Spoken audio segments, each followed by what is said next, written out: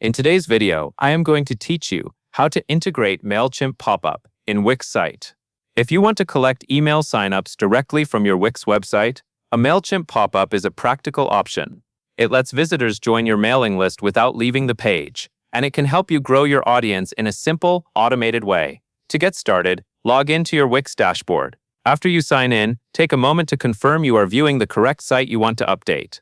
This matters because Wix lets you manage multiple websites, and you only want to make changes on the right one.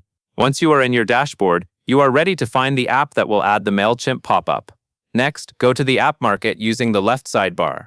This section is where you can search for third-party tools that connect to your Wix site. While you are there, make sure you are looking at the main App Market area, not just a narrow menu section. This will help you quickly locate the Mailchimp integration. Now search for Mailchimp and click Add to Site. When you type the keyword, you should see the Mailchimp option appear in the results. Select it, then choose to add it to your site. You might be asked to review permissions or confirm installation. That is a normal part of installing apps in Wix, and it ensures the integration can place the pop-up and connect with your Mailchimp account. Once the installation is complete, open the Mailchimp app within your Wix dashboard. You may see it listed as an installed app, or it may appear in your dashboard area for integrations. Take a second here to click into the Mailchimp app so you can begin the setup. This step is important because the pop-up configuration happens from inside the Mailchimp app panel, not from the App Market screen. In the Mailchimp app, click Connect. After you select Connect, you will be prompted to log into your Mailchimp account in order to authorize the connection.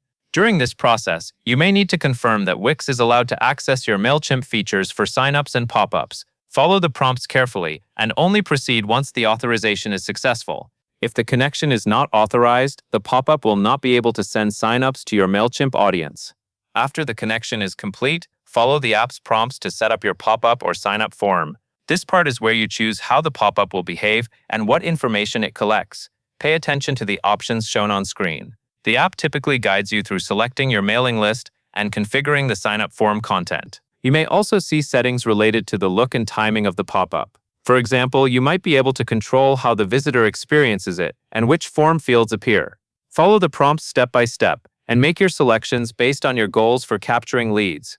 If you are not sure what to choose, just keep moving through the guided setup because the app will usually explain each setting as you go. When you finish the setup, review what you configured before closing the panel.